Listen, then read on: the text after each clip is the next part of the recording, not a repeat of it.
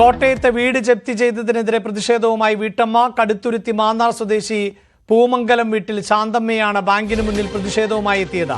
ശാന്തമ്മയും മകനും 7 ലക്ഷം രൂപയാണ് വായ്പയെടുത്തിരുന്നത്. എന്നാൽ ഇതിന്റെ പലിശ ഉൾപ്പെടെ 18 ലക്ഷത്തിലധികം രൂപയാണ് തിരിച്ചടയ്ക്കാൻ ഉള്ളത്. ഇതോടെയായിരുന്നു ജപ്തി. ജി ശ്രീജിത്ത് ആണ് വാർത്തയുടെ വിശദാംശങ്ങളുമായി ചേരുന്നത്. ശ്രീജിത്ത്, ഈ പ്രതിഷേധം ഇപ്പോഴും തുടരുകയാണോ? എന്താണ് മറ്റു വിവരങ്ങൾ?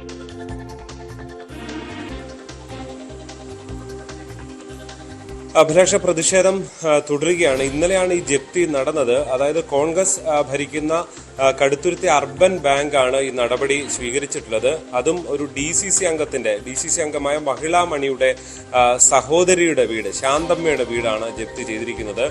ഇതിലെടുത്ത് പറയാനുള്ളത്, ഈ ജപ്തിയുടെ സാധാരണ നിലയിൽ പല ബാങ്കുകളും പല ജപ്തികളും നടക്കുന്നുണ്ട്. പക്ഷേ ഇതിലെടുത്ത് പറയാനുള്ളത്, ഈ മഹിളാ മണിയുടെ മകൻ കഴിഞ്ഞ 2 മാസം മുൻപ് വിദേശത്തേക്ക് പോയിരുന്നു. അതുകൊണ്ട് തന്നെ ഈ മാസം 28-ാം തീയതിക്കകം 2 ലക്ഷം രൂപ ആദ്യ ഗഡുവായി അടയ്ക്കാമെന്നവർ ബാങ്കിനെ അറിയിച്ചിരുന്നതാണ്. പക്ഷെ അങ്ങനെ അറിയിച്ചിട്ടും വീട്ടിൽ ആരും ഇല്ലാത്ത സമയത്ത് എത്തുകയും പിന്നെ ജപ്തി നടപടികളിലേക്ക് കടക്കുകയും ചെയ്യുകയായിരുന്നു എന്നുള്ളതാണ് ഈ ശാന്തമ്മയുടെ പരാതി.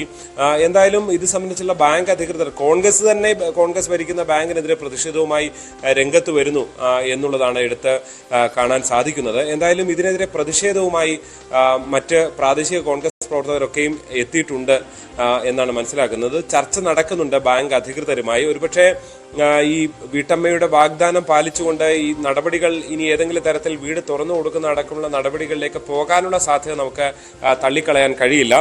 എന്തായാലും ഇന്നലെയാണ് ഈ ബാങ്ക് ജപ്തി ചെയ്യുന്ന നടപടി ഉണ്ടായത്. ഇന്നിപ്പോൾ ഈ DCC അംഗം മഹിളാ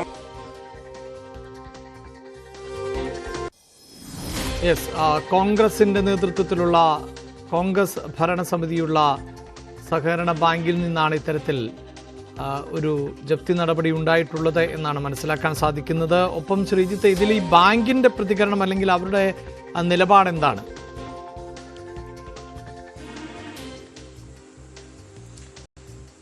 ബാങ്ക് അവരുടെ സ്വാഭാവിക നടപടി എന്ന നിലയിലാണ് എല്ലാ ജപ്തികളെയും അവതരിപ്പിക്കാറുള്ളത്. കാരണം